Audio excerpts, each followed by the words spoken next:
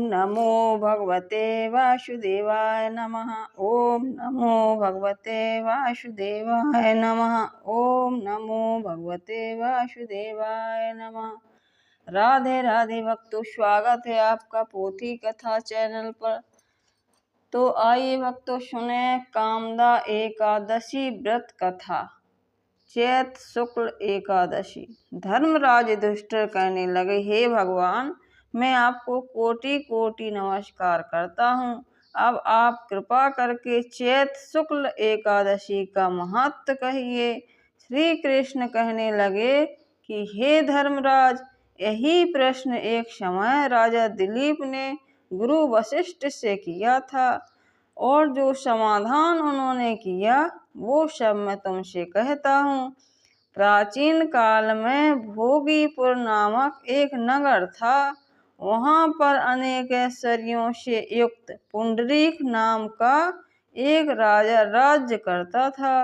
भोगीपुर नगर में अनेक अप्सराएं, किन्नर और गंधर्व वास करते थे। उनमें से एक ललिता और ललित नाम के दो स्त्री पुरुष अत्यंत वैभवशाली घर में निवास करते थे। उन दोनों में अत्यंत स्नेह था, यहाँ तक कि अलग अलग हो जाने पर दोनों व्याकुल हो जाते थे। एक समय पुंडरीक की सभा में अन्य गंधर्वों सहित ललित भी गान कर रहा था। गाते गाते उसको अपने प्रिय ललिता का ध्यान आ गया, और उसका स्वर भंग होने के कारण गाने का स्वरूप बिगड़ गया। ललित के मन के भाव जानकर काकरोट नामक नाग ने पद भंग होने का कारण राजा से कह दिया।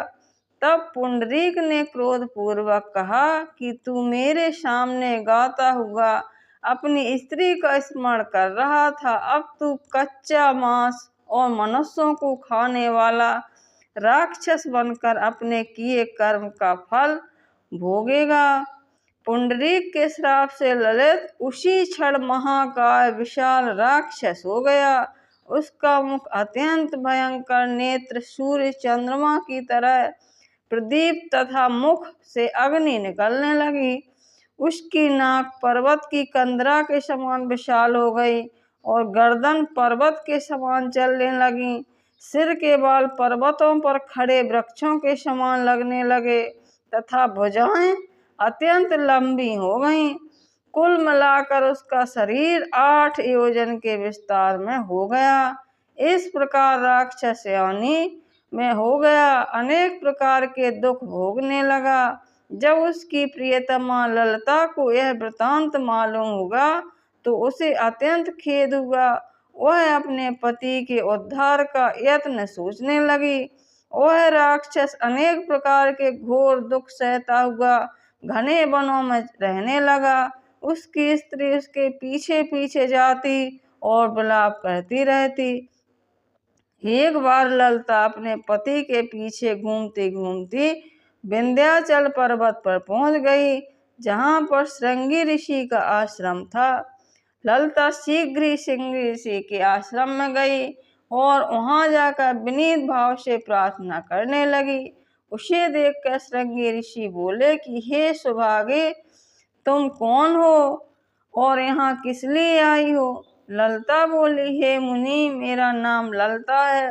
मेरा पति राजा पुंडरीक के श्राप से विशालकाय राक्षस हो गया है। इसका मुझको महान दुख है।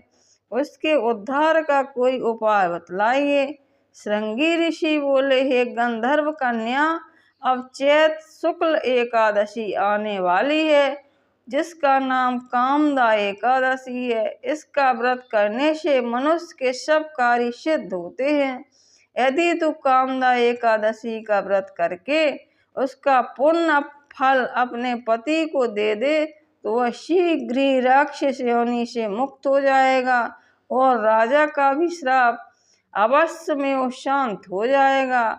मुनि के ऐसे वचन सुनकर ललिता ने चैत शुक्ल एकादशी आने पर उसका व्रत किया और द्वादशी को ब्राह्मणों के सामने अपने व्रत का फल अपने पति को देती हुई भगवान से इस प्रकार प्रार्थना करने लगी कि हे प्रभु, मैंने जो यह व्रत किया है इसका फल मेरे पतिदेव को प्राप्त हो जाए, जिससे वह राक्षस योनि से मुक्त हो जाए। एकादशी का फल देते ही उसका पति राक्षस योनि से मुक्त होकर अपने पुराने स्वरूप को प्राप्त हुआ। फिर अनेक सुंदर वस्त्राभूषणों से युक्त होकर ललिता के साथ विहार करने लगा। उसके पश्चात वे दोनों विमान में बैठकर स्वर्ग लोक को चले गए।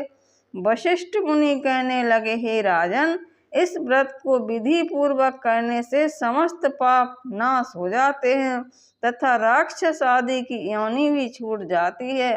संसार में इसके बराबर कोई दूसरा व्रत नहीं है।